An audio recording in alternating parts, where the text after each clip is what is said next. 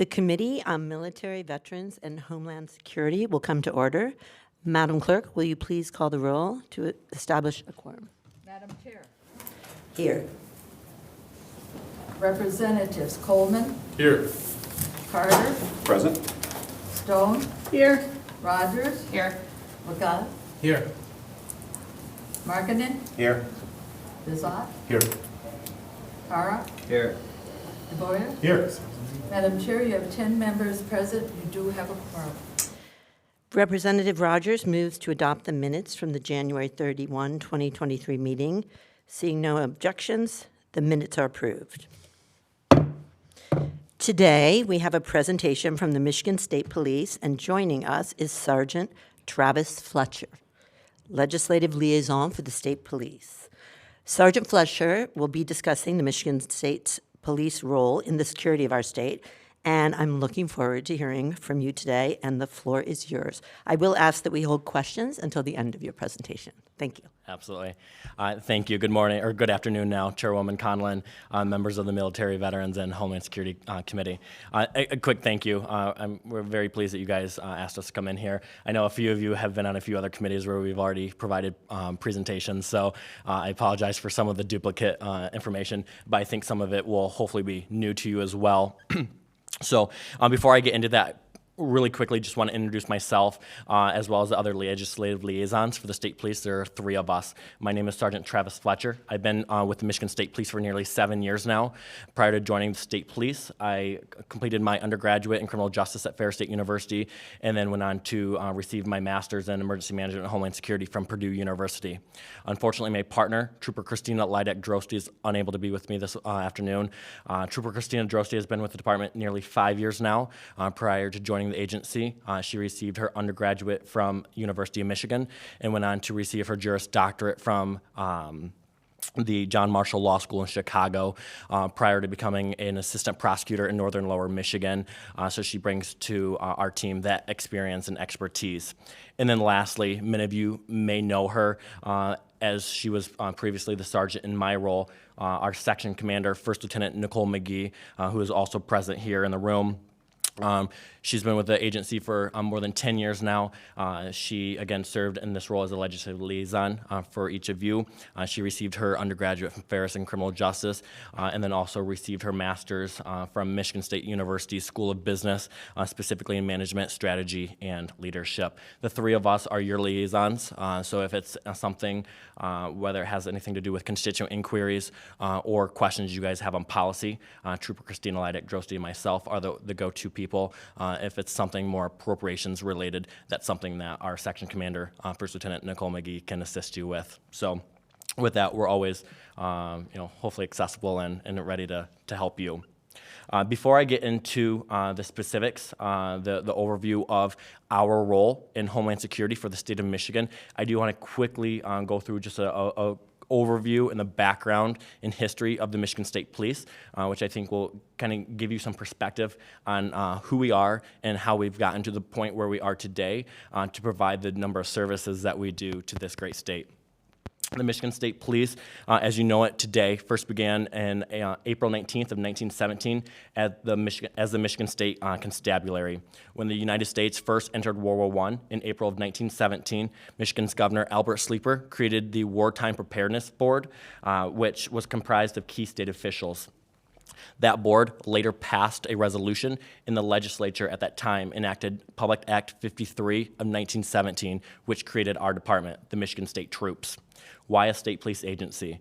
At the time, there was a specific need for a statewide agency, as local agencies, including sheriffs, constables, and local city police, had a hard time with their limited jurisdiction, as well as public safety resources to handle the rural crime, traffic, and labor unrest of the early 20th century. Because of that, a progressive reform era throughout the nation inspired a movement to create state police agencies throughout the country to supplement local law enforcement efforts as well as public safety efforts. Over the past 105 years, your Michigan State Police here in Michigan has grown to become a leader throughout the nation and world when it comes to public safety. In addition to becoming one of the country's first full-service, modern police department agencies, the Michigan State Police has been a leader nationally in a few of the following areas: creating the first biometrics or first Bureau of Investigation and Identification, developing and operating the first scientific crime lab, creating the first state police polygraph unit, and assisting Michigan State University in creating the very first School of Police Administration program. Currently, a little bit closer related to our today's discussion, the Michigan State Police serves as one of 2 state police agencies in the nation to oversee the management of Homeland Security and emergency management for the state.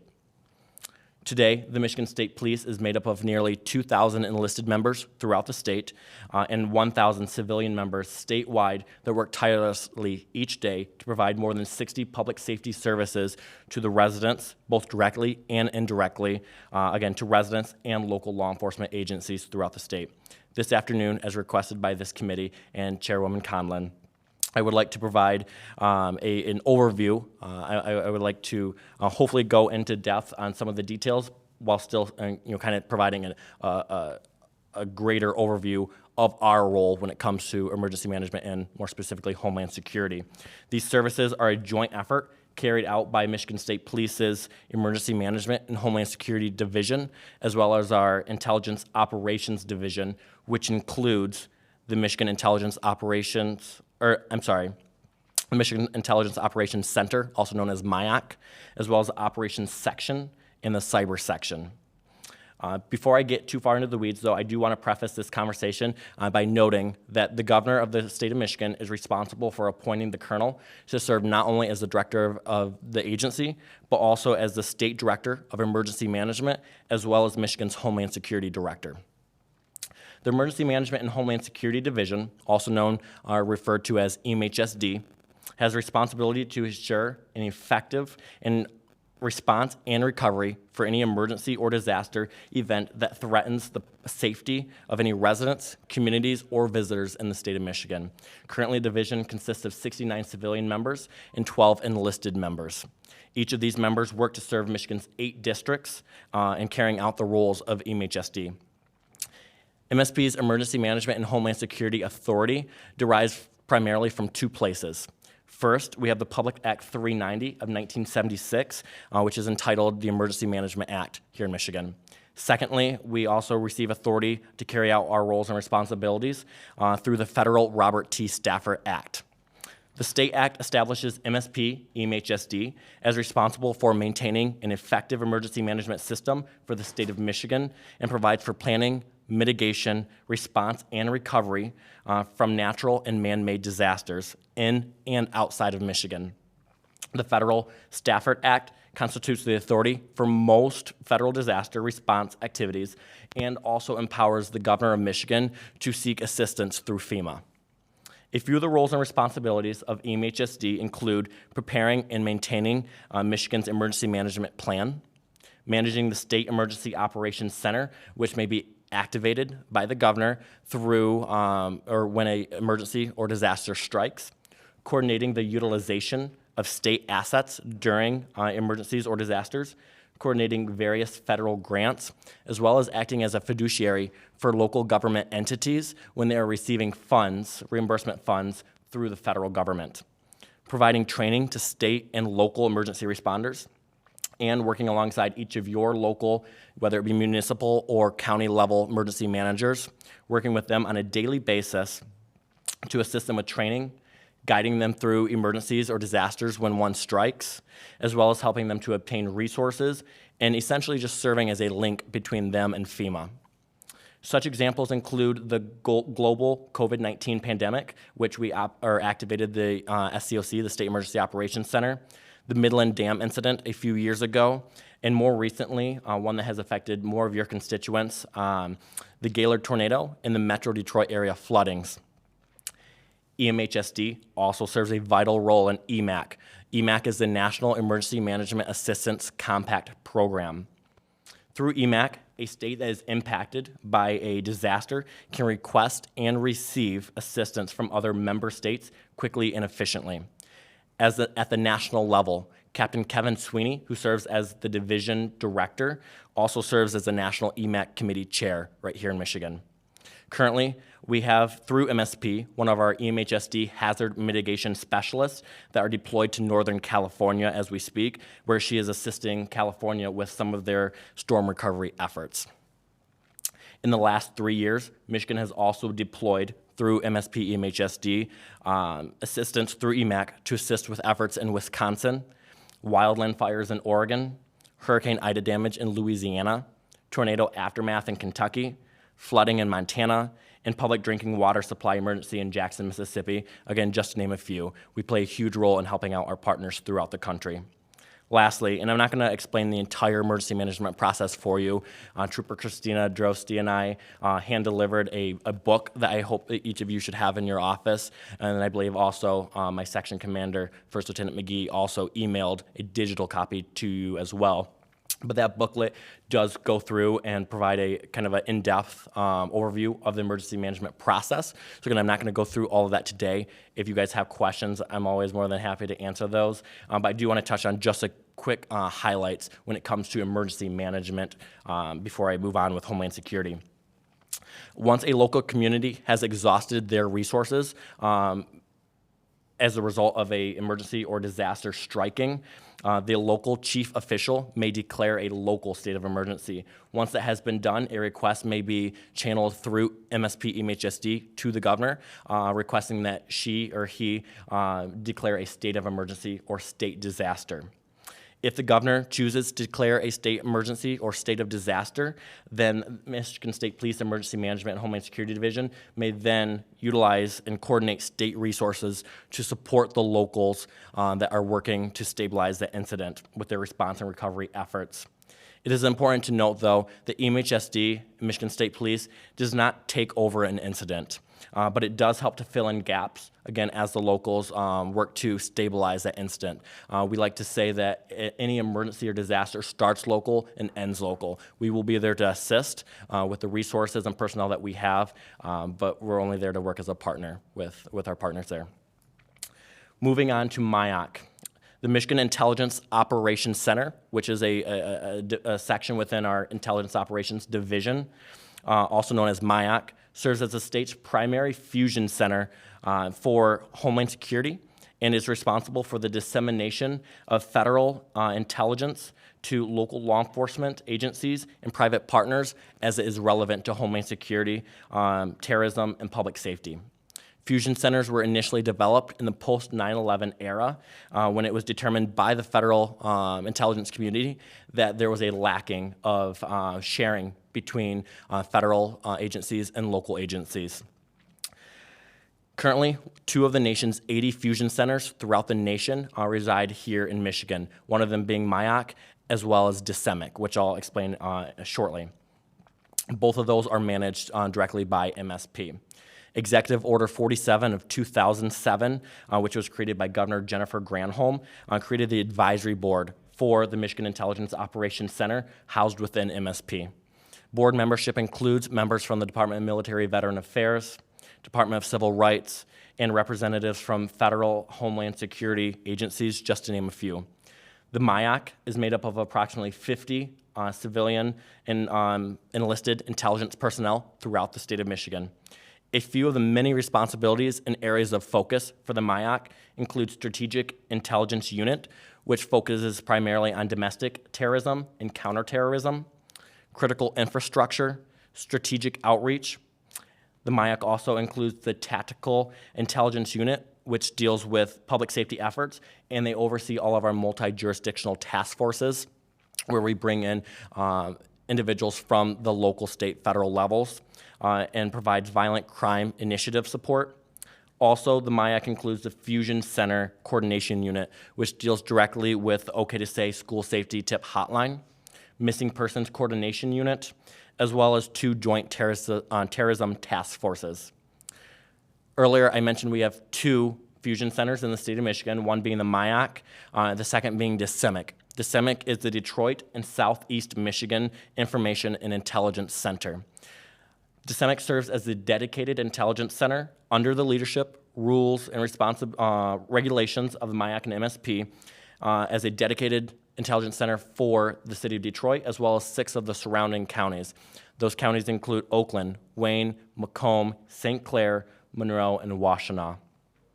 The MIAC maintains robust partnerships with local, state, and federal agencies through embedded fusion personnel as well. A few of those partnerships include the FBI, Department of Homeland Security, the U.S. Attorney's Office, the IRS, and on the state side, the Michigan Department of State, Department of Corrections, Michigan National Guard. Again, that's just to name a few. It's a very robust list there. Moving on to our operations section, again housed within our intelligence operations division.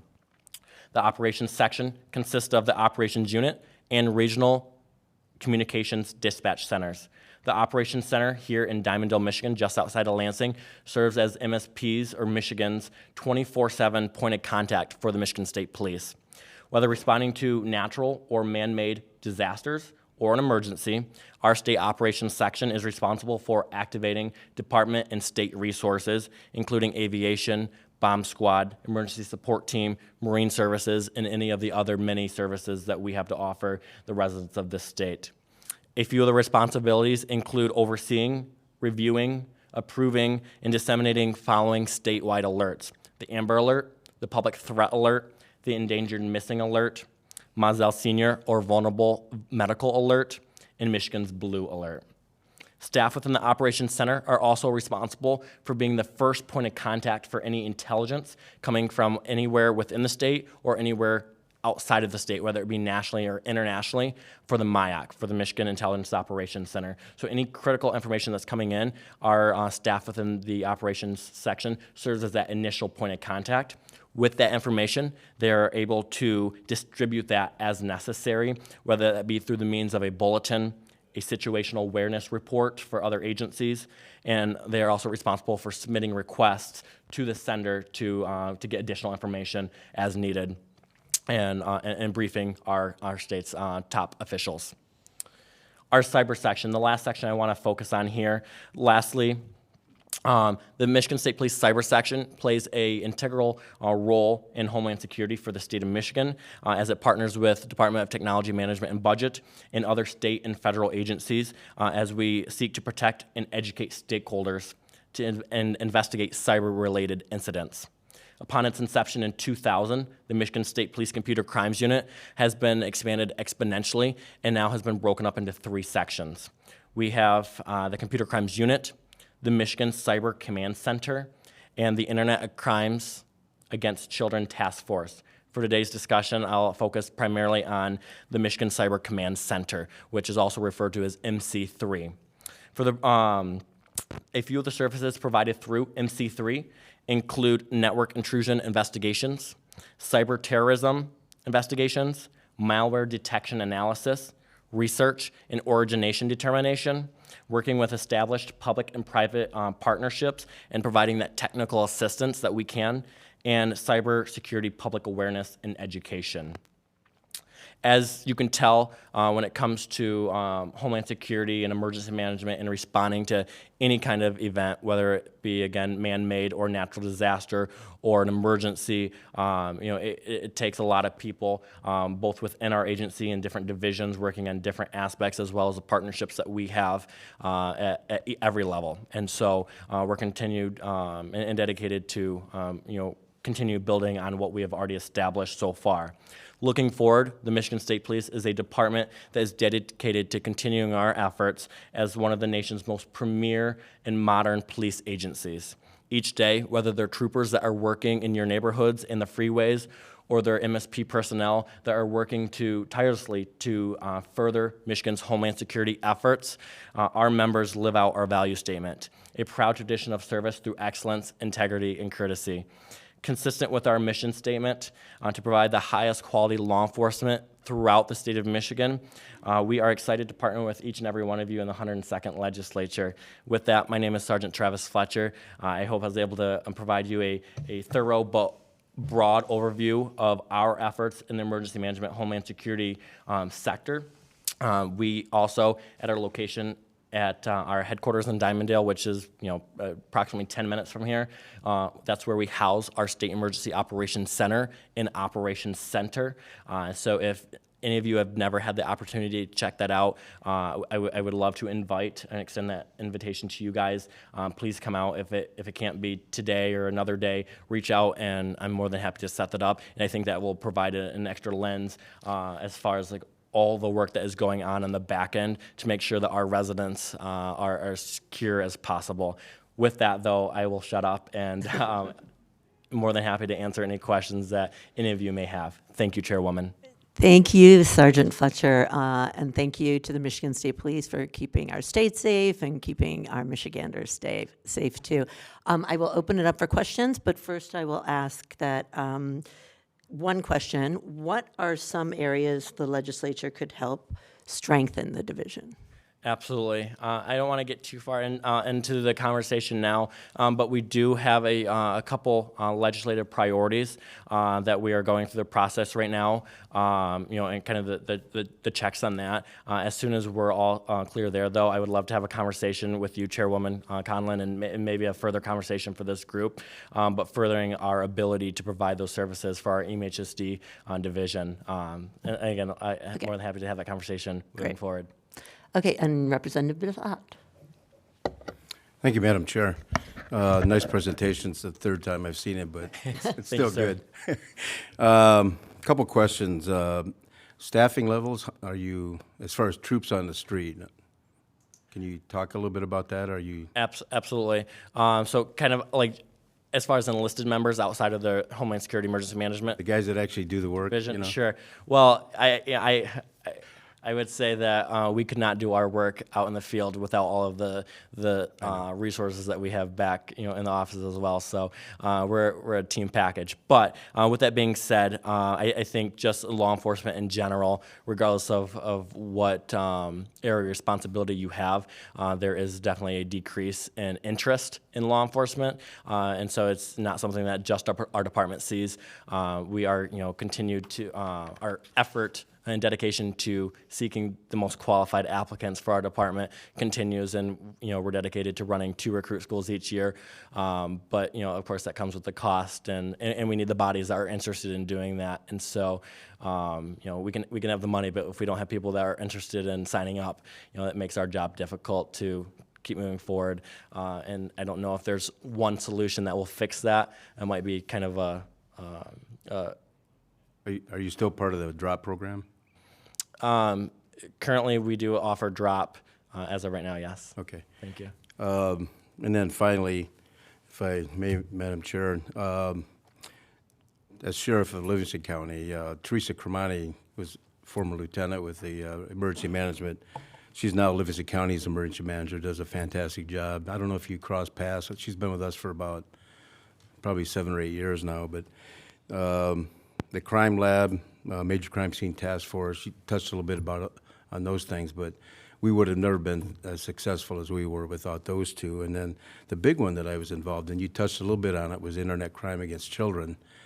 That program for everybody is, we'd go down to the state, probably Lansing, I believe it was, and we'd train down there we'd send a detective down there. They were down there for about a year. And then they would come back with a computer and they would work locally on internet crime against children. A great program. That's still active then, right? Yes, sir, it is. Okay. Thanks for everything you do. Thank you very much. And, and I appreciate the kind words, but again, we can't do what we do without all of our partners as well. So kudos to everyone else as well. Representative Rogers. Thank you. Thank you for your presentation. I think it's my second one too, but I always appreciate the updated information. And I too have a question similar to my colleague Representative Bazat. Do you have a specific number of open positions for people out on the field? And if not, if you could get that information to the chair to share with us, I'd be interested. Absolutely. I will certainly, I could give you a ballpark. Sure. But I want to, we are right at 1,900. And again, this is ballpark. And I think our ideal is closer to 2,500. But I most certainly will follow up with you to, get more concrete numbers. So roughly 500 or 600 open? Absolutely. And in that, when we take into consideration the number, over the next, 2 years, we have, 300 to 400 retiring. That's going to take out of what we already have and the shortage that we have. And then, our recruit schools are, anywhere between, 80, 70, and 100. So they're leaving a little quicker than what we're able to put in.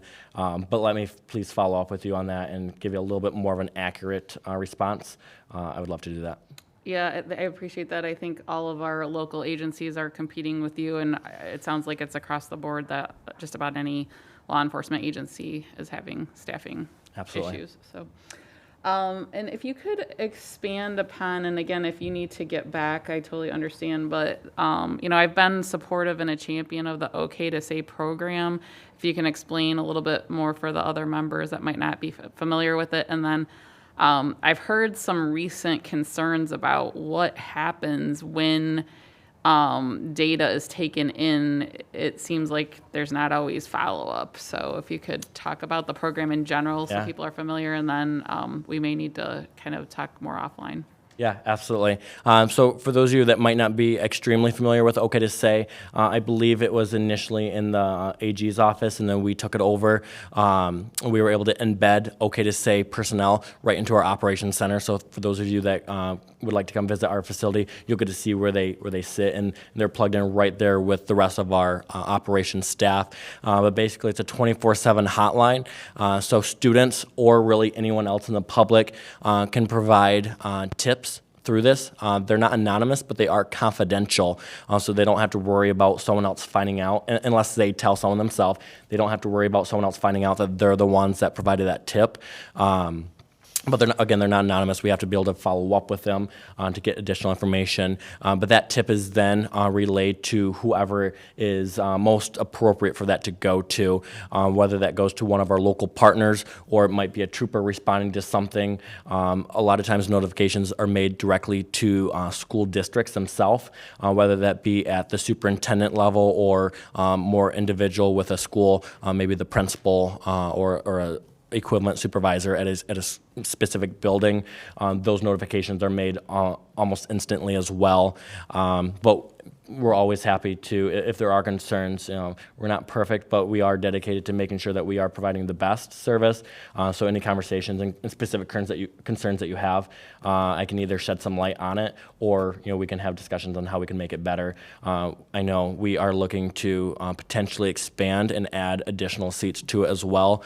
So again, we receive, and I could even follow up potentially with you on the number of tips that are coming in. It's very high, which is good. We're extremely glad that this system is being utilized. Sometimes, we wish that those threats weren't out there, but because of the volume that and the amount of usage that program receives, again, it's great. But we want to make sure that we are staffing it and doing justice by that program. So, thank you. Thank you. Representative Cara. Thank you, Madam Chair, and thank you for your presentation, Sergeant Fletcher. Other than economic reasons, as I think our entire economy continues to suffer as we redistribute wealth to the corporate elite, could you say why else we might have a decreased interest in people going into law enforcement? Sure. I think there's a lot of factors that go into it. I can't speak to every factor. I think there's just a lack of interest in doing it. I think that is part of our responsibility as law enforcement to make sure that we're having those positive impacts on our younger generation, to make sure that they know that it is a very noble career. Again, I think as a society in general, both us and law enforcement, we have our work cut out to do that. But specific factors, I think there's so many. I would hate to speak to any one individual factor. Thank you. Thank you. Minority Vice Chair Markkinen. Thank you, Madam Chair. Thank you for being here today. Thank you, sir. I represent the Western UP, and we have an issue with human trafficking across the UP from Sault Ste. Marie to Duluth. Absolutely. And we have a Upper Peninsula Human Trafficking Task Force that I hope state police are working with, because I know the Border Patrol in Sault Ste. Marie are really stretched thin. Absolutely. So, and now that our northern border is being threatened with illegal immigration, it's even more important. Absolutely. Yeah. So, I will say to that, the majority or a good number of the multi-jurisdictional task forces throughout the state, regardless of what they're focused on, are led up by the Michigan State Police. And if not led by the Michigan State Police, we certainly will generally have a role in that. So that specific one, I can't say with certainty that we're a part of that, although I would say the likelihood of it is very likely. And we do have specific human trafficking task forces that I'm aware of down in this side of the state that combats those efforts. So I would love to follow up with you on that, just yeah, to it goes on up just north, to too. clarify. But Yeah. it's an issue everywhere, and we're aware of that. And anything that we can do to help, we're committed to. Another note, did you bring any challenge coins today? I collect them. unfortunately don't, but I could follow up with one. Yeah, thank you. Thank you. I've got a good, nice collection. Perfect. I wanted to ask a question about the emergency alert system. I've heard there might be some needs for upgrades. Sure. So that the emergency management functions are not disrupted due to equipment or network failure. Absolutely. I would have to follow up on that. Okay. Other than providing the list of some of the alerts that we're responsible for doing, some of the behind-the-scenes operations of those, and maybe potential deficiencies I'm not entirely aware of. If there's a specific deficiency that you're pointing to, I would love to have that conversation, and then I can follow up with our staff, and then we can circle back on that if that's okay with you, ma'am. Great. Thank you. Yes, so if there are no other Representative Wegela. Thank you, Chair. I just had a quick question. As a former educator, I know what it's like to not be paid fairly. What would you say is the starting salary for someone in the Michigan State Police? I know there was a recent contract and it shifted some of the numbers. So I'll follow up with you on that as well. But I believe as they're coming through the academy, we're right around the 50-55 mark. And then following the academy, it jumps up into the 60 range. But again, I would have to follow up with you on the specific numbers. And I could provide that breakdown of the scale there. Would you say that would be a major factor? Is pay a major factor in the number of positions that are unfilled? Is that something you hear commonly, or is there other things at play? I don't know if I think just in general, any career you're looking to go into, especially with the younger generation, pay and benefits. A lot of it's on benefits is a lot of times, one of the big areas of concerns specific to our department or other, agencies. I don't want to, speak to that specifically because there's just so many different factors that are involved. But I think it's safe to say that pay and benefits are certainly one of the things that, influence someone's decision to join this career among, some of the safety concerns and other. Thank you. Okay, thank you very much. Oh, Representative, we have one. Sorry, Representative LeBoyer. Thank you, Madam Chair. Just to continue with Rep. Wegela's point there, I do think that's extremely important. And the question I have is, are you also seeing a retention issue? So meaning, you already mentioned that you have troopers who are retiring, 300 to 400, I think the number was. But are you also seeing a retention issue? What's your long-term employment? Does someone come in? Are they staying, or are you losing some of these? Absolutely. Again, off the top of my head, I don't have specific stats for you on that, but there is certainly a difference. I think we look back a few decades ago, it was looked as more of a career, and now I think across the board, law enforcement sometimes is looked at as a stepping stone or a temporary thing until they move on to the next thing. And I think certainly pay, benefits, and just the social aspect of what law enforcement looks like or the criminal justice system looks like, I think potentially could have an impact on that as well. But we certainly do see individuals not sticking with the agency, again, no fault of our own, but because of the industry itself and moving on elsewhere. Well, just thank you for what you do, and thank you for the presentations. It was extremely informative. Thank you, sir. I appreciate that. Okay, no more questions. Oh, Representative Carter. I got a bad cleanup on this. Thank you, Madam Chair. I hear all these questions as to why, and everybody wants to be political. The bottom line is, it's not a career anymore because of the benefits. I'm a career person. I did 25 years. I knew I had a defined benefit pension when I left. And if you wanted to retain folks, then they got the drop plan. All this outside stuff has very little to do with it. That's number one. The best recruiters are the people doing the job. More officers in my area are telling their kids and other folks, don't do this job. That's two. But the biggest reason is, since 9/11 and other incidents, you can make more money in the private sector doing security than you can in the public sector with less liability. Very well said. Thank you, sir. One last look around. Thank you so much, Sergeant Fletcher, for coming today, and thanks Thank for you, all everyone. the And I'll make sure I follow up State Police do. with each of the questions I wasn't able to answer. I'll make sure that everyone gets a copy of those responses as well, so everyone's on the same Yeah, page. we look Thank forward you. to working with you. Seeing no further business before the committee, we need a motion to adjourn. Vice Chair Coleman moves to adjourn. Hearing no objections, the committee is adjourned.